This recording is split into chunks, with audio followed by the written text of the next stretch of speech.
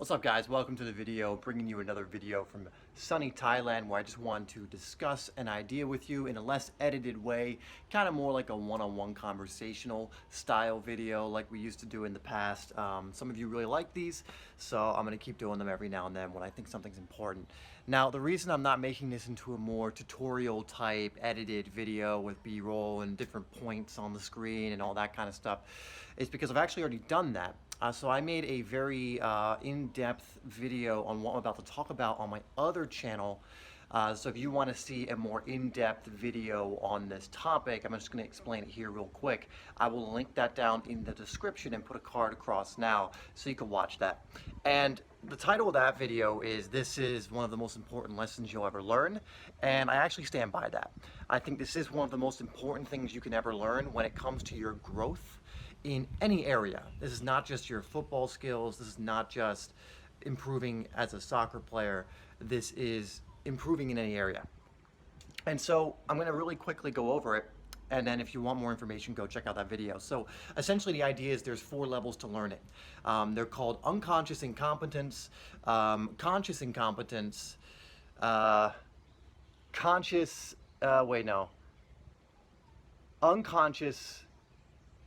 competence, and then unconscious competence. So let me explain what those are. Essentially, stage 1 is where you don't know what you don't know. So you don't know you're bad at something because you've never tried it, you're not even aware of it. For example, you don't know, like if you've never played an instrument, you don't know how hard it is to play the violin, you have no idea what your aptitude for that would be. You don't know what you don't know. If you've never, you take a totally random thing you wouldn't even think about. If you've never surfed before, again, you don't know what you don't know. So you would be in stage 1 when it comes to learning that skill, right? Surfing, if you've never done it before. You're in unconscious incompetence because you're unaware of even how incompetent you are. Next is the stage that most people quit at, which is stage 2, which is you are conscious incompetence. So now you're aware of it because you're trying something. So you're like, oh, I want to learn how to surf. I'm going to be the next big surfer. I'm going to start a band and play the guitar, or just start the guitar for fun. It'll be easy. And you're in now conscious incompetence because you start playing the guitar and you start to realize, oh crap, I actually need to put in a lot of work to do this. Or you try and learn a language. That's another really good one. You try and learn a language and you go, oh no, this takes a lot. This is going to take some dedication, some consistency, and whatever. So you just become aware of how incompetent, unskilled you are because you've never done it before. And so basically what this lesson is twofold, but this part first. And most people quit at stage 2. Which is the conscious incompetence. It's when someone learns how bad they are at something, when they first try something new, and they learn just how not skilled at it they are, how not good at it they are, is they usually quit. Because they don't want to put in the work, they don't want to put in the dedication, the practice to hone that craft, to upgrade that skill, right? They also do that because, they don't have a plan going in, they don't have a strategy, which is why a lot of people quit as well. You ever tried to form a new habit and you didn't go in with a strategy and you quit a week later? Like maybe you had a habit of getting up early in the morning and then you quit after, like you want to get up at 6 or 5 and you quit after like a week or even a few days because it just, you didn't have any plan. You didn't know what you were going to do after A, B, or C. You just went, yeah, I'm going to get up. And that's it. You didn't have the plan of, I'm going to set my alarm, I'm going to put it out there, I'm going to have this specific morning routine, this specific evening routine that makes it more likely I get up and I wake up at that time, all these different things, right? So you didn't go in with a plan. So the next phase of this is if you want to get to stage 3 and ideally stage 4, and again, this is in football, this is in any habit in your life. These are habits you can learn, and in the other video we talk about other habits, but this applies to every habit. Start treating habits like a skill. A habit is just something you've done over and over and over again. You have habits right now. We all have habits whether we realize it or not. We think of habits as things we form from this point forth, but the fact of the matter is you already have things you're doing habitually. They just might be things you don't want to be doing, but you've already unconsciously formed them, and so you're doing them.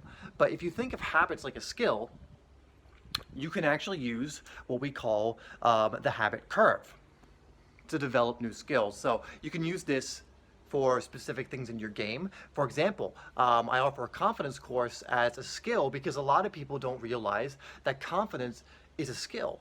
Confidence is something that you can work upon, and if you actually are at stage 2, you're aware, but you're not that good at it, you can devise a plan, stay in there, and improve your confidence over some time. And so the way we learn and what happens is what's called the habit curve when you're trying to learn a habit or skill. Most people think it goes like this. It kind of goes like you start here and you just go like this, and you're kind of like doing this kind of wave thing until you're up until this point of mastery. But this is what it actually looks like. You're here, and this is level 2, so you're at the beginning. So let's say you're trying something new in football. Let's say you've just never been good at shooting, and you finally decide enough is enough. I'm going to get out there and train. I'm going to look up some videos on how to actually master my shooting. So you're right here. So you're at level 2. You go out and do a shooting session, and you're like, oh my God, I'm terrible. So now you are consciously incompetent. Then you have another session, you look up a video, maybe you watch one of my videos or someone else's on how to shoot properly, you know where to hit the ball, you know how to lock your ankle, you know how to do all that stuff. So you have like an hour session, and you go 1 week having maybe 3 or 4 hour sessions of focusing and doing your best. You're gonna go up a little bit, but this is what happens, and this is where most people quit. This is why usually after only a few sessions a week, people will quit. You go up, but there's always gonna be this period where you go down a little, because you're not going to remember everything you did in the session. You're not going to retain everything you did. So you go up a little bit, and then you go down a little bit. Now, you're still higher than where you were originally, which was here. So you're here, and here's where you were. But you go here, and then down a little bit. But then when you repeat the session, you go up a little bit more, down a little bit again, and then up a little bit more, and then down a little bit again. And you have a new point where your skill level is, a permanent skill point. So each time you do it, your permanent skill has raised a little bit, but you have to keep repeating the session.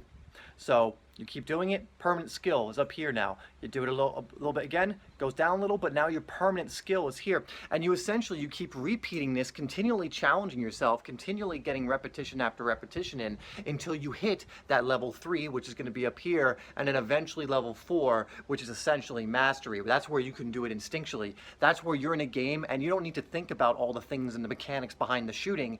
You've done it so many times that it's now a part of you. It's now muscle memory that we talk about a lot on this channel, which is exactly where you want to be, because now you get the ball and within like a millisecond you've turned with it, set it up, already did all the proper mechanics and blasted it into the corner because you've done it so many times. And if you understand this little habit curve of developing skill, if you understand the 4 steps of learning like we went over, you can develop any skill. And then it's about just getting in the right training program. It's about doing the right practices over and over again. And it's really that simple. It's not complex. You know, we're always looking for that next shiny object, that next thing that's going to help our game, you know, that next secret. The secret is really just stay in it, do your best in each training session, and do drills that work over and over again while also introducing new challenge. New challenge doesn't mean it has to be new drills. If you're using effective drills, you can mix and match. I like doing that just to keep things fresh, but I make sure they're still effective drills.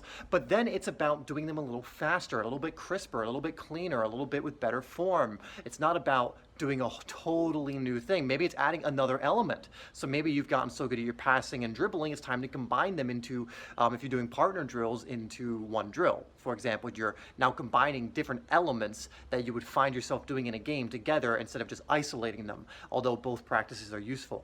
So that's when it comes to your improvement, guys. That's what it really is down to. Find the right practices, do your best in every training session, up the challenge slightly as your permanent skill gets better, because if your permanent skill gets here, but you're still challenging yourself at the same level you were down here, then this is going to stay the same or even maybe regress a little bit. Well, maybe not regress, but it's going to stay the same or just inch up very slowly. But if you're here and you continually challenge yourself and do your best, repeat the session, you will keep moving up that habit curve. All right? So that's it, guys. Let me know if you want more videos of this nature where I'm just speaking to you in this manner, giving you a quick lesson. Check out the other video on my second channel. If you have not checked out my second channel, Heart Space, yet, please go over there, subscribe, watch some of the videos. You know, it's going to be on just different stuff than on here, stuff like spirituality, on practicality, self-development, things of that nature. So if those are some things you're interested in and want to learn more about, it's over there on the second channel, which I will link down below. Anyway, guys, thanks for tuning in, and I'll see you in the next video.